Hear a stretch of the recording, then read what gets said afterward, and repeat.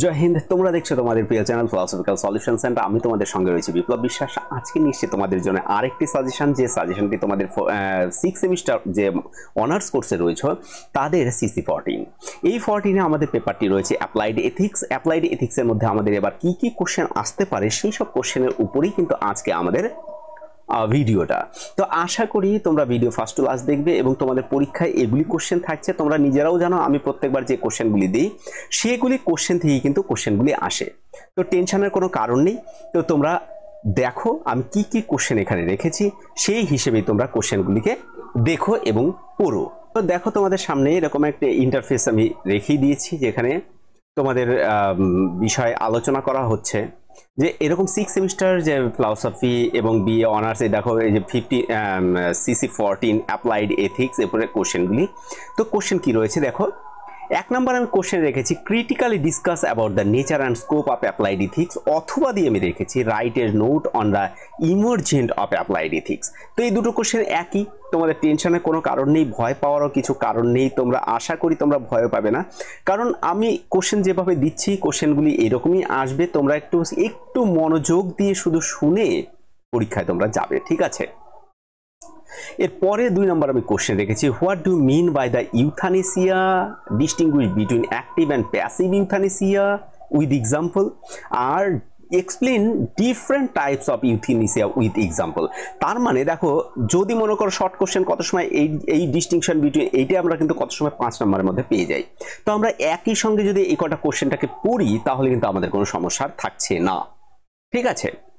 তারপর আমি কোশ্চেন রেখেছি question number 3 what is mean by discriminations of the basis of religion, ধর্মীয় যে বিভাজনের মধ্যে আমাদের যে বৈষম্য সেটা in such a discrimination justified, এইগুলি কি জাস্টিফাইড, এগুলি কি গ্রহণযোগ্য। তারপর আমি কোশ্চেন রেখেছি is abortion right or wrong, discuss abortion right or রং, বা write a note on the moral status of this fetus following Peter Singer। এই কোশ্চেনটাই আবার এরকম আসে যে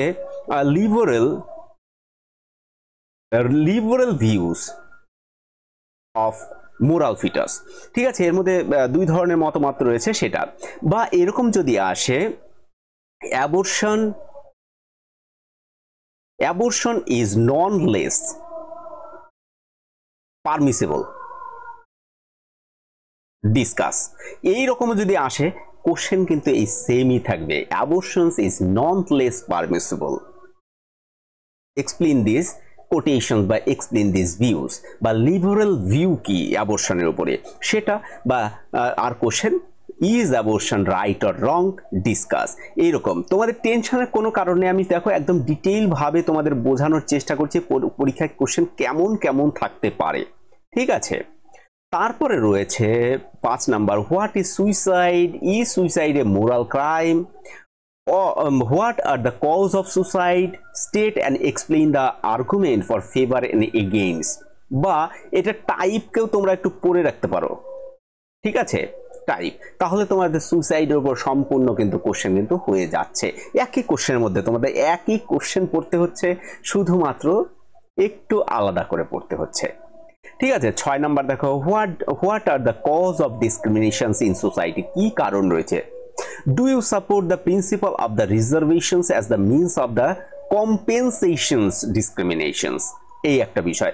তো আশা করি এটা ওই খুব একটা আমি এটা এক্সট্রা হিসেবে রেখেছি, যদি তোমাদের পড়তে ইচ্ছা করে তোমরা পড়ে নিতে পারো। তারপর দেখো আমি একটা কোশ্চেন রেখেছি 7 number state and explain the different views enunciated by the radical feminism. Feminism আমরা দুইটা ফেমিনিজমকে দেখি, একটা রেডিক্যাল, লিবারেল।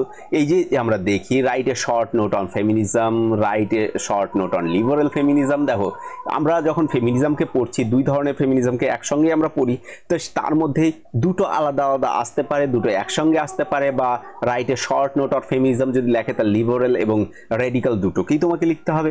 তো আমরা একটাই পড়ব এবং সঙ্গে দেখো দুটোই পড়ে রাখছি, তাহলে একই সঙ্গে নোটটা থাকবে, আমরা দুটোকে পড়ে নিচ্ছি, আমাদের যেটা আসবে সেটাই আমরা লিখব। তারপর আমি কোশ্চেন রেখেছি explain the relationship between environmental and the human communities. তাহলে এনভায়রনমেন্ট মানে ম্যান নেচার রিলেশনশিপ তোমার লিখতে হবে।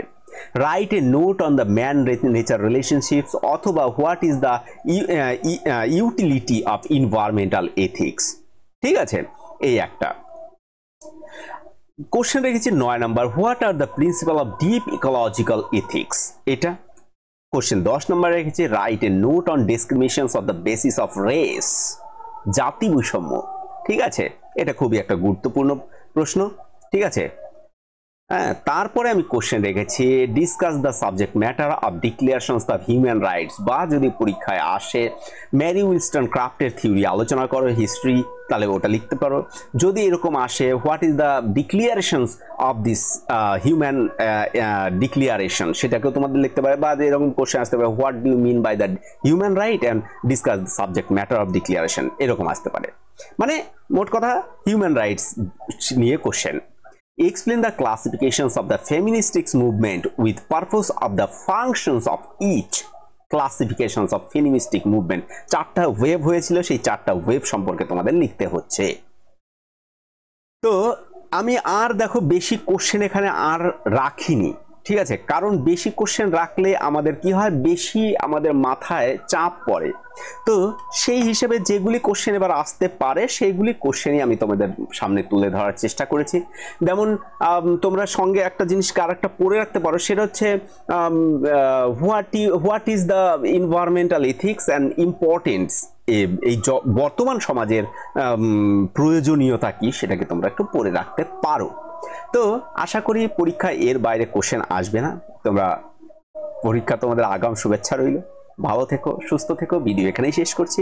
ধন্যবাদ। জয় হিন্দ, জয় ভারত।